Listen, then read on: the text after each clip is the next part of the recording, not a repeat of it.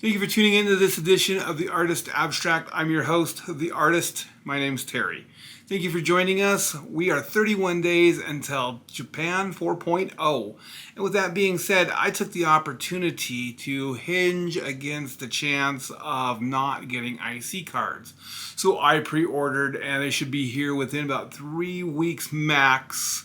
From Japan. They're going to be preloaded IC cards that I purchased so that we don't run into the off chance that once we get there that they're have none or they can't get any. They are supposed to be issuing new ones relatively soon, but they still haven't issued a date. And the last thing I want to do is get there and not have them.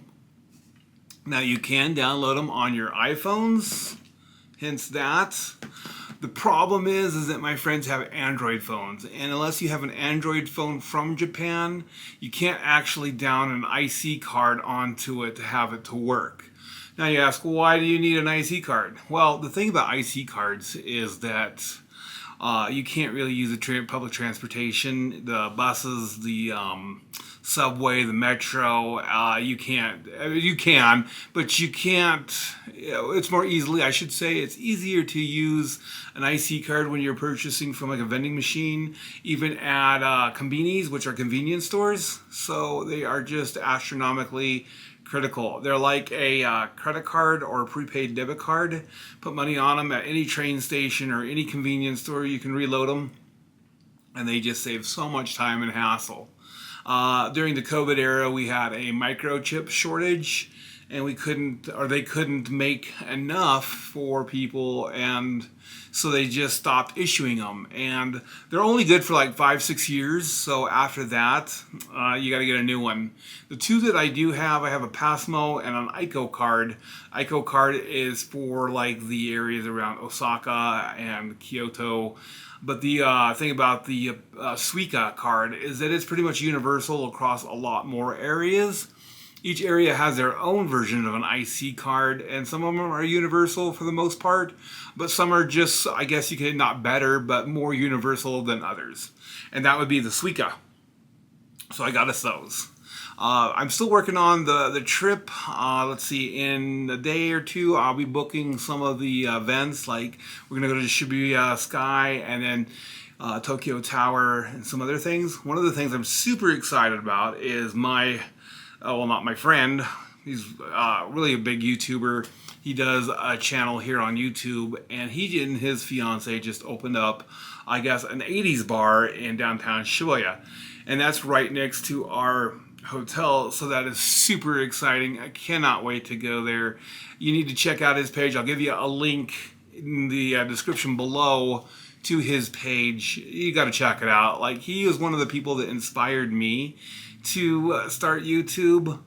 So it's abroad in Japan with Chris Brode, and the other person that really inspired me to get this started and start doing this YouTube channel is Casey Neistat. If you don't know who Casey Neistat is, you definitely got to check him out, and you got to see his stuff because it is absolutely fantastic. So I want to make my own story, tell my own version, give my own expression out there. They've done a phenomenal job, and I hope to follow in their footsteps. That being said, I'm still working on planning the trip outside of Japan, Tokyo. Tokyo is pretty much consolidated. We're ready to go there. I've got everything in order, so to speak. I still got to work on the Kyoto, Osaka, and since I've never been to Osaka, I'm not really sure what to expect or what to do. So I have some major events planned, some sidebar things, and what you will. But other than the trip, still working out, still dieting. I haven't weighed myself in. We'll do that at the end of the next week. Or we'll just make it a big surprise and do it like the big segment at the end of the 31 days. Or I'll do like a segment right before, like 2 or 3 days before we go on the big adventure. So that with that being said, I will still keep you up to date on the progress that I'm making and, you know, stuff that I'm doing in the workout world and the diet that I'm doing. Other than that, I did have the chance in our hometown town. They just opened up. Well, they didn't just open up, but they built 3 condos. I'm going to do a full segment on these condos and the housing market in my hometown and just how absurd it is. So for these condos, they're going for like $1 million plus and $900,000 plus, which is absolutely absurd. I mean, let's break it down real quick, do some quick math. So they say in the financial world that you should budget your gross income 3 times your gross income is your house budget. So at $1 million, 3 times or divided by 3, that would be like $333,000. At $333,000 a year, you divide that by 12. And let's just do the quick math here on that. Let's see here. We got 333 divided by 12. That's $27,777 a year. And then there's like 2,080 hours in the work year divided by 2080. So that would be, no, let's back that up. So you would take the 33333 divided by 2080, which means you got to make $160 an hour to be able to afford this house on a single income, or 2 incomes at $80 a piece. And these are just rough numbers. You know, that doesn't account for tax. That's just your gross and everything. But completely absurd, because there's a house just like 4 blocks south of it for $1,800,000, and it's like 4 times the size of it, 5 bedrooms. I'll get into it on the segment. It's my dream house. I refer to it as the Mustard Mansion because it's a super cool green brick house with not green brick house, but a yellow brick with a green roof, and it dates back into like the early 1900s. These condos are just absurd. The amount of wasted space. I would definitely not buy it. Considering that it is in a neighborhood that is super awkwardly industrially developed, that is become not dilapidated, but definitely remnants of the past. So I'll go into a full segment on that, the area, the house, the price, and all that good stuff, because it is something that I think about often, trying to buy a house or rent, you know, with the prices that things are. I mean, I went to the grocery store just the other day, and it was a very small amount of stuff for $75. And I know that I'm not the only one feeling the crunch on the, I guess, the inflation on groceries. So I guess the big thing is how can I afford less? That's becoming a thing. So yeah, we'll get into that.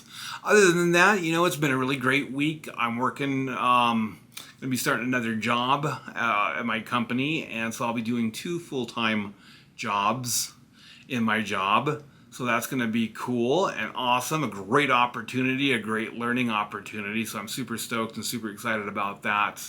So we'll see how that goes and how that progresses.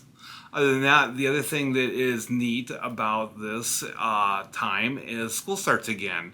Kids are going back to the university. Everybody's getting ready to go back to school.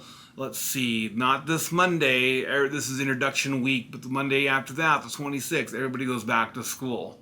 I myself am going to be looking at going back to school next fall.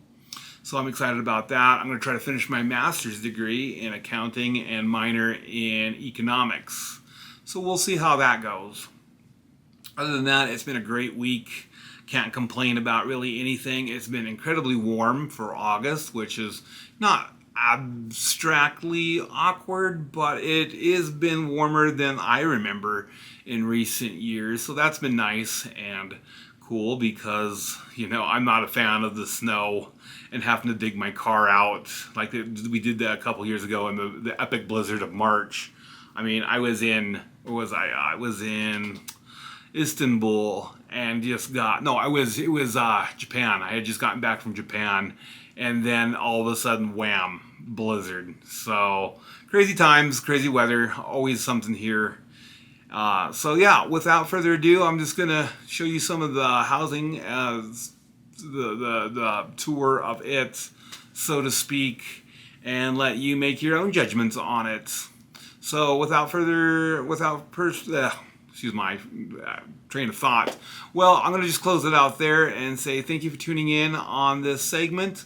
I look forward to seeing you next time. It will be like, what, 27 days until we go then?